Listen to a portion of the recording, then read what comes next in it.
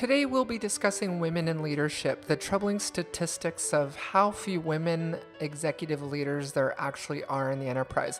And then we'll move on to interview Carolina Ruiz. She's the CEO for Latin America at Brier and Thorn, an IT risk management firm that I am also the group CEO of.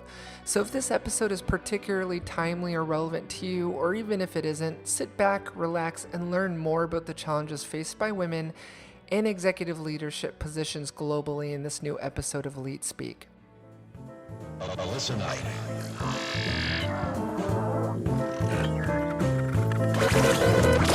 That major hack attack against Sony. First, the studio's movies. 3 days after Target confirmed the hacking of payment information from as many as 40 million customers' credit and Incoming message.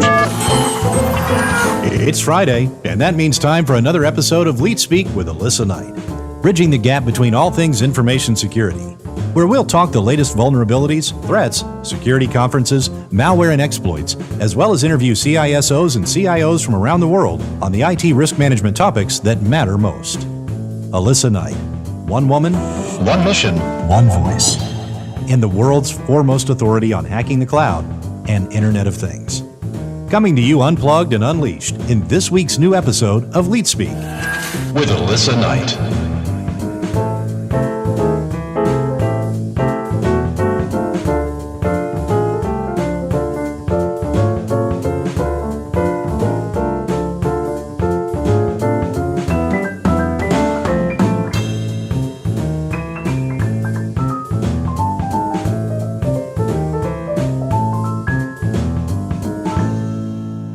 First, I'd like to start off with some powerful yet troubling statistics on the number of women in executive leadership roles and women with seats in the boardroom. In a recent paper released by Deloitte, European countries continue to lead on gender diversity in the boardroom, with Norway, France, Sweden, and Italy among the countries with the highest percentage of women serving on boards. Regionally, though, countries in the Americas and Asia-Pacific region have progressed the least. With respect to women chairs, the three regions have approximately the same percentage: EMEA with 5%, the Americas with 4%, and Asia-Pacific with 4%. In the same Deloitte study of boardrooms of 49 countries, Deloitte found that only 12% of board seats are held by women, and 4% of those companies' boards are chaired by women across the same regions.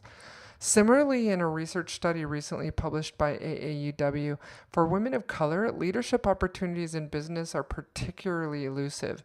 Asian, Black, and Hispanic women make up 17% of workers in the Standard & Poor's 500 companies, while less than 4% are executive officials and managers. The further you move up the ladder, the fewer women there are. And before you think it's related to a lack of women in the talent pool, there is no lack of qualified women to fill these roles. Women earn the majority of university degrees at every level except for professional degrees, and more women are in the workforce today than ever before. There must be something inherent in the system, something systemic that's working against them. One such example is in a recent report on sex discrimination lawsuits published by the U.S. Equal Employment Opportunity Commission, where it reported that 30,000 cases of sex discrimination in the last 5 years were settled or decided in favor of the person who filed the charge. But blatant sex discrimination isn't the only barrier to women. Hostile work environments, negative stereotypes about women in leadership, and bias also keep women out of the top spots. My guest today is Carolina Ruiz, the CEO of Latin America for Brier and Thorn. Caroline worked her way up within the firm from her original position as a project manager. While women in the United States face a number of barriers to executive leadership positions, equal pay, and seats in the boardroom, women face an even greater challenge in developing countries such as Mexico. Welcome to the show today, Caroline. Can you tell us more about your background and how you came to work for Brier and Thorn? My background is a little bit diverse, if I'm honest. I started as an architecture major, in which I had 10 years in Columbia University and the Universidad Autónoma Metropolitana at Mexico City. Upon my degree, I decided to move in the project management sector within my architecture major. That allowed me to try different things and basically multitask throughout my job. It was a happenstance that I ended up applying for a project management position at Brier and Thorn. If I'm honest, at that point in time, I wasn't that familiar with cybersecurity, but I thought it was a new industry, and I knew it was gonna grow exponentially, particularly in Latin America. So I thought it was a good opportunity for growth. Upon my entry to Brier and Thorn, I found myself challenged on a day-to-day. And being in this environment that really harnessed just learning and opportunities for growth, I started to do stuff above perhaps the call of duty, if you will. And that's how I ended up in my position. I think it was through hard learning and labor that I ended up in this position, and ultimately ended up heading out the Latin American division. How have your leadership skills developed while in your role?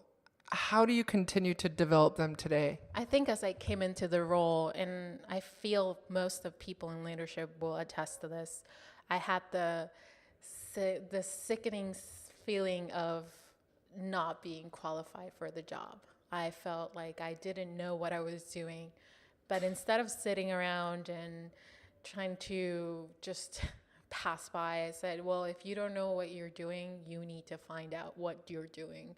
So I went to the place that all of my generation goes to for answers, Google. So I started Googling about leadership, about the industry, about what I was doing on a day-to-day.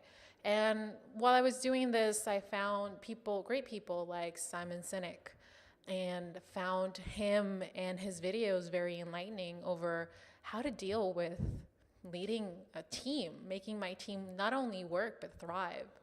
And I think that was really important. I know it's very cliche and a lot of people tell you this, but really reading from others it's a great way to earn perspective. I have a teacher once said that he asked us to read all these different words so that we can broaden our perspective. If we stick to one word, then our perspective is going to be that tightened. So the more that we read from different people, the more perspective that we earn around our world, different points of views. And that's really what has helped me in my position, I think. And oftentimes I still feel like the imposter in the role, but when I have those moments, I remind myself that I can't know everything, and that if I have a question, the best way to do is just ask a mentor, ask Google, ask YouTube, read books. And that's really what I've done throughout my tenure at Brier and Thorn. Okay, I have to ask, what's your favorite Simon Sinek book? He's got several. Let's see, it was Start With Why, True Leaders Eat Last. What's your favorite book from Simon Sinek? I think the True Leaders Eat Last was one of my favorite. I actually started seeing Simon Sinek or hearing about Simon Sinek in YouTube, if you believe it. So I saw a really compelling talk in regards to leadership, and it was based on this book. And once I saw that, it was just, I'm hooked. It's like, I need to know more about this. And I think it was really different point of view on how to manage people. I think I've been, especially in Mexico, a lot of the corporate world is very structured, very, I want to say, I always tell this to you, Alissa, sometimes I feel like in Mexico, we are a little bit disparate to the United States, and then we're potentially about 5 to 10 years behind. And so the corporate world tends to be a little bit more rigid as it manages hierarchies and such. And seeing Simon Sinek opened up this possibility that it doesn't have to be that way. It doesn't have to be the boss knows best. It could be that the boss doesn't know the answer. It's not a boss, it's a leader. It's not managing people, it's actually leading them to thrive. And I think that really opened up my eyes to this whole new panorama of things that I hadn't even experienced at that point. Awesome. Yeah, that's definitely one of my favorite books as well. I know.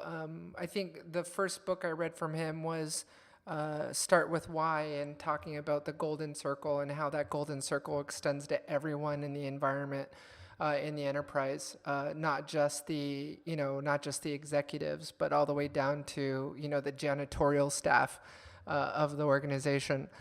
How would you describe the organization that you work in, Brier and Thorn? So I think describing my organization might take a while, but being completely candid, I think one of the best things that we have going for us is our environment. Our work environment is really positive. And I'm not saying that because I'm the CEO of Latin America, but in reality, it actually pushes its employees. And I think I saw it with myself. I felt pushed and I felt motivated to move upwards and to learn more and to keep improving myself. So I think that's one of the key ingredients of this little machine that's Brier and Thorn. I think that it's a very collaborative effort. Everybody has an opinion, and if you don't have an opinion, you're the rarity amongst ourselves. And it's not as if they feel they can't be listened to. I actually encourage everybody to tell me what they're thinking, and I think Alissa does the same, or you do the same for us. Every time that we're in a meeting, I want to hear what you're saying. One of the other things that I think it's exemplary is the majority of the executive team are women. I mean, it's all women, which is a rarity, I'm sad to say, in this time and age, that we are all women. And whether we like to admit it or not, it does serve a little bit more as, I would say, a tranquility for us. We know that we're not being objected to this stereotype of, you're going to be taking sick leave, or you're getting married, or you're going to have babies. I mean, all these things, we know that that's not the environment that we're in. So I think that's one of the greatest things that we have going for us. I think we're a small group, if you think about it. If you really think about it, the group that I oversee is about 15 people. And then it's very funny, but the majority are men. And all of them are extremely vocal, and they're bright. And I think that every time that I sit down with them, I get astonished as, you know what, you're teaching me new things. And that's something that always happens here. It's always thinking about one step further. What can we do better? What can we do better? And that really, really helps us in the end to make the best of this company. What leadership strengths do you see Mexican women bringing to the enterprise? You know, I mean, obviously women bring a different dynamic in leadership, but what do you feel are the nuances that Mexican women bring to leadership roles that may be different, say, than an American female executive or a Black female executive, or what do you feel is a different dynamic that being Mexican brings? I think ultimately in our Mexican culture, and probably I'm debunking a bit of a stereotype here, we've been perceived as this culture that is led by machismo, but something that is very intrinsically in all of our families, intrinsically woman, is that the fact that what my mom says goes. So the mother and the female is a great figure in our families. And I think that's the way that we've been raised. And if I talk to most of my guys, they're Mexican, they'll let you know that they're not scared of dad, they're scared of mom. And I mean, it was wonderful to see that. And I'm going to quote probably the least appropriate movie at this point, but I don't know if you saw Coco.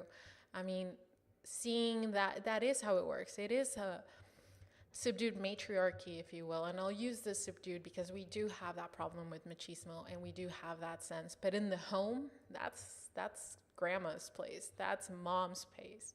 And so I think having that and having the machismo component also allows us to already be very exposed to the difficulties in the workspace.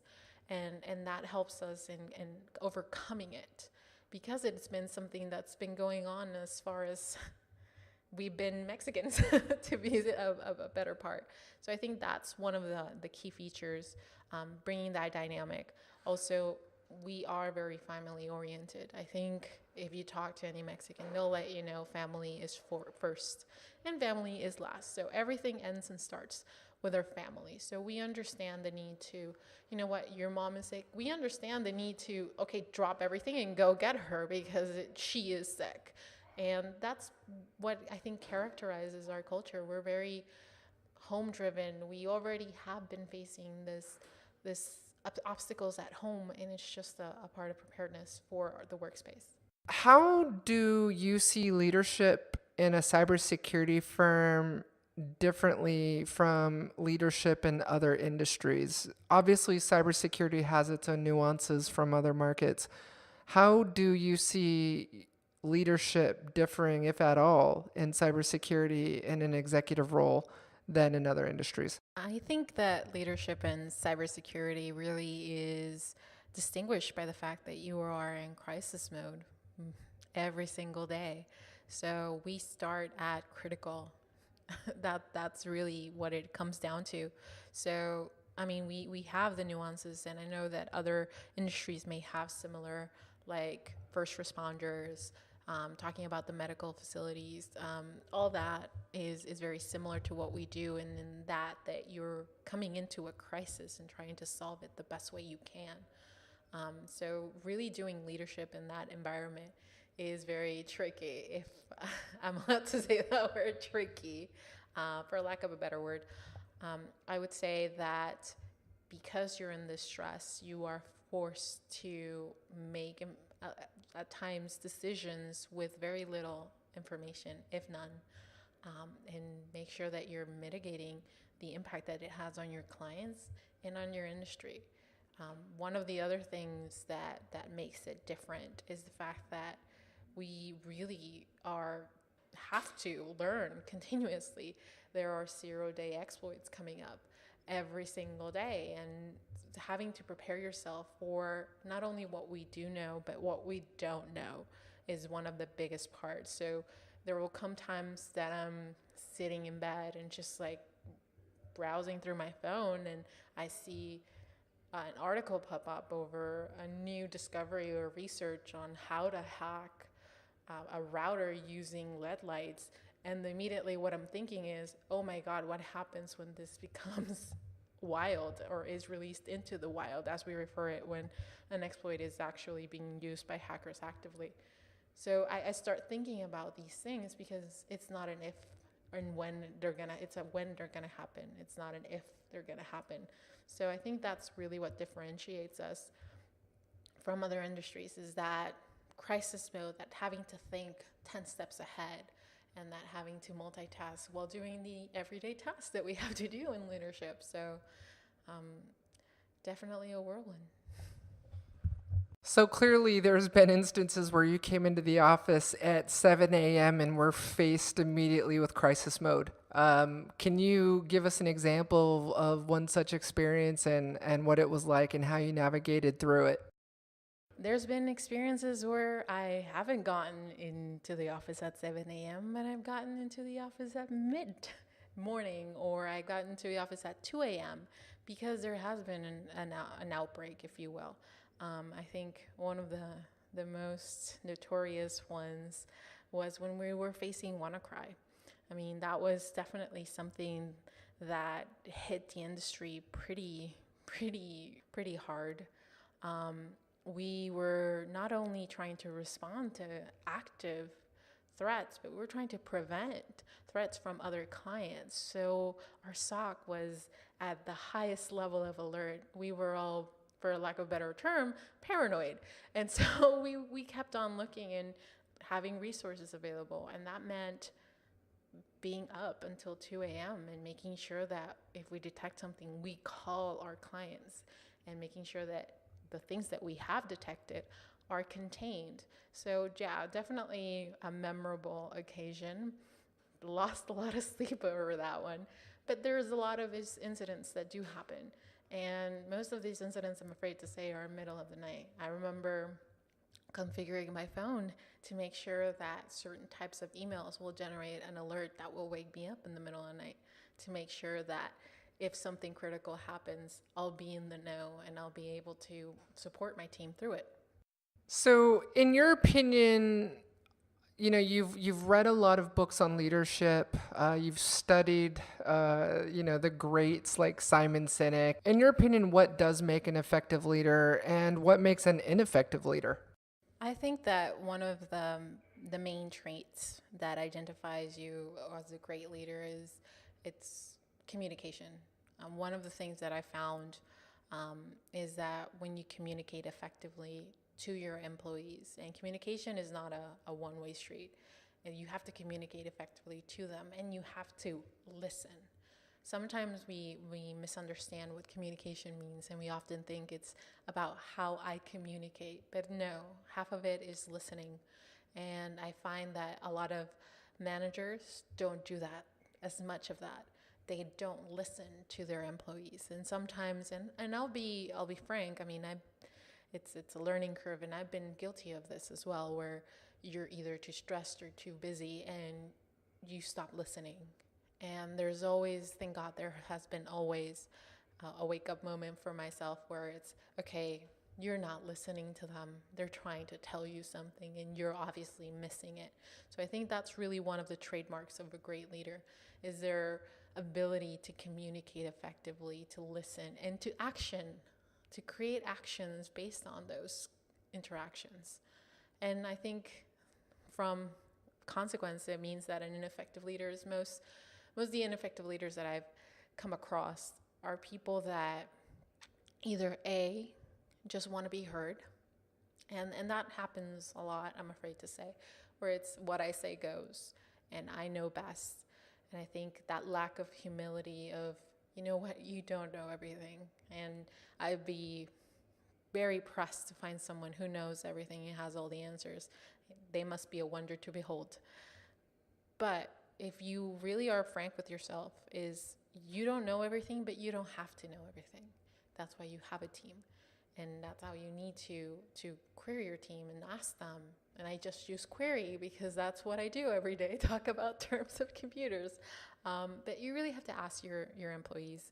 You really have to ask your team and listen. When you stop doing that, that's where things start to break down, because they're not going to work for you. They're not going to push the extra mile if they feel that they're not being looked after. Why should I break my back if you're not even listening to the basics? So really, I think communication is key. What advice would you give your younger self in going into a leadership role? Or, some of the young women out there who are coming out of university, or, coming out of, school, and they want to, lead a company or become a CEO, or, be an entrepreneur. What advice would you have for those young ladies, or even your younger self, before getting into leadership? I think hindsight is always 20/20, so I have a lot of advice for myself. But I think one of the biggest things that I have learned in the position is adaptability. I think oftentimes we kind of focus on one path that we're going to follow, one way that we're going to lead, one role that we're going to have. And life doesn't work that way. Something's always going to be changing. Something's always going to ruin, quote unquote, the plans. And so you need to adapt. You need to be flexible in regards to that. So I think that was one of the major things that I learned the hard way. And I think the other portion that I would say to myself and to other young women would be, don't be so hard on yourself. I think oftentimes we are afraid to make mistakes, and we forget that making mistakes is really the only way that we're going to learn. And so I think when I was younger, I would be obsessed with the mistakes that I would make. And instead of looking at them as an opportunity for growth, I saw them as a deterrent of my abilities. And I just like to say to women in general, this isn't a perfect world that we're living in. So you're going to make mistakes. You're going to fail. It's going to go wrong a lot of times before it goes right. And just if you keep at it, that's where you get to tell the story about, remember all those times that I did it wrong? Well, now I know what not to do, and now I know how to do it right. Awesome. Yeah. It's funny. And I think I've even gone to you and said this in the past, that, it's almost like not just other people expect of us as leaders to know everything, but we expect that of ourselves to know how to do everything. And I know over the last few years of working together, one of the things that seems to resonate the most between us is, the feeling of, I have no idea what I'm doing, like, I have no idea what I'm doing. And, I think leadership isn't knowing what you're doing. I think leadership is learning what to do. And that constant pursuit of developing yourself as a leader, developing yourself, developing your personality, continuing to develop yourself in all of these different areas, and productivity hacks, and, time management hacks, and, just being a student.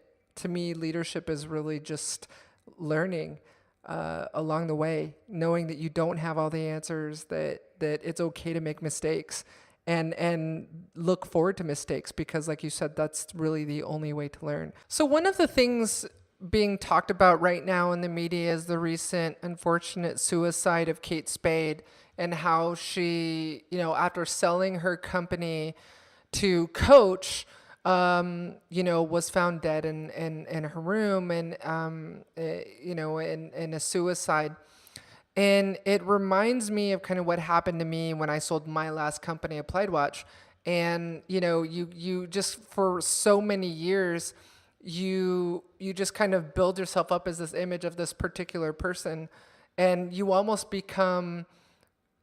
lose your identity in the company. You're no longer yourself. You're the brand of the company. And when you sell that, all of that is gone. And I recall, after, this was back in 2007, 2008, where, I moved to San Francisco after selling the company, and I just fell into this huge depression. And, I became very suicidal. And, it's something that I think, and you spoke about this earlier, and I'll, would like you to expound on that. But, it is very systemic in leadership, is to, is for leaders to be depressed. And, would like to have you speak more to this kind of, this feeling that you're almost expected to be perfect or godlike, and especially, and I feel like maybe even as women, there's an even greater expectation on us, where, as a woman in leadership, if you're, if you're trying to lead a group of men, and you're really tough on them with deadlines, or you're tough on them for expectations, instead of being leadership qualities, it's considered bossy. Or if you're upset about something, it's not for a legitimate, business reason. It's just because you're bitchy, So, I think as a woman, we face greater challenges in leadership than men, and those come out in those individual ways. Would love to have you speak to this New York Times article you referenced, more about, as well as just kind of speak to your opinions about this challenge. Yeah, definitely. I think the New York Times article really kind of opened my eyes to this feeling that I'm not alone. Basically, what this article stated is the infamous imposter syndrome, in which, and this is something that happens in leadership a lot, whether you like to believe it or not, is that you have the sense that you are not worthy, that you are not capable or qualified for your position. You feel like, for lack of a better word, you are the imposter in your position. And I think this is systemic for men and women. I mean, ultimately, there has been a lot of articles around the increased rate in suicide, especially in people that are successful or are leaders or are brand, basically like Kate Spade was. She was the brand. And so what we've seen is the fact that you're being put in this position that you feel you can express weakness. So you can't say, you know what, I need some days off because it's been too much. You don't feel you have that luxury that some of your employees might have, because you are the boss. So you have to set the example and lead by example. And I know in Silicon Valley recently has been that shakeup in which a lot of these CEOs are saying, you know what, we are all suffering from the same things. We are all depressed, but I'm afraid that if I express my depression or really any sort of weakness, that my employees, the board, is going to think that I'm not fit to run a company. And so for fear of losing it all, we kind of keep it all inside. And so I think that's what we're seeing. And now taking that into account as a woman is, I think you're very much on point. It's add to the stigma of being a woman leader, you want to show even less weakness, because unfortunately, by stereotype, we are categorized as the weaker sex. So you're trying to portray yourself as this superwoman that is very strict. And I know I had these challenges before, even with my guys, and they're all great guys, but I do struggle with the sense of how tough is too tough, and what if I'm too lenient, they're gonna think that I'm too soft. What is the level of toughness that I need to represent before they think it's that time of the month? So really, it is a challenge that I would be lying if I say that I haven't thought about it. But I think, again, stating to that is really that mantra of, first, you're not alone in this. This is a systemic issue across leadership in the United States, and I'm pretty sure that in other countries that image that the CEO or the boss is infallible. That's not true. We're all human. At the end of the day, cut me, I bleed. It's simple as that. And as far as women goes, I think the second guessing of ourselves is really what brings us the problem in the first place. Because I think about it, I talk to my brother a lot, who is a great leader and has led a lot of people. And one of the things he told me when I was sharing my insecurities with him, well, I don't know what amount is correct for me to tell them how tough is too tough. He says, you know what's really funny is that I have never thought about that. I have never thought on measuring myself, if I think that is that second guessing, measuring myself and how I react to avoid any whiplash. So don't. If you feel that something needs to be treated in a certain way, then do. Don't second guess yourselves in the beginning or in the process. And it kind of made me wonder, and this, you know what? Yeah, we have been raised in very different stronus. I was thought to grow in. He was thought to grow out. And I think that really aggravates that sentiment of not being weak.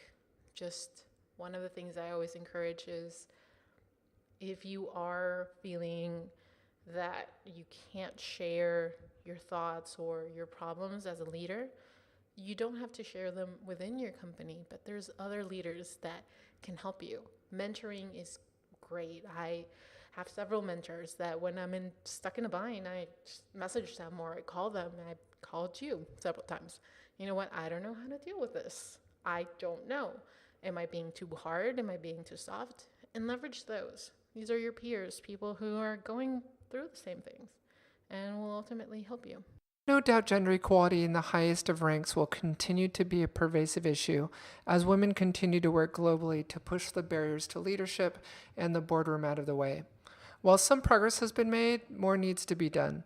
But much progress can be made just by a single company deciding to change the demographics of its leadership team and boardroom like Brier and Thorn has, where 76% of its leadership team are women.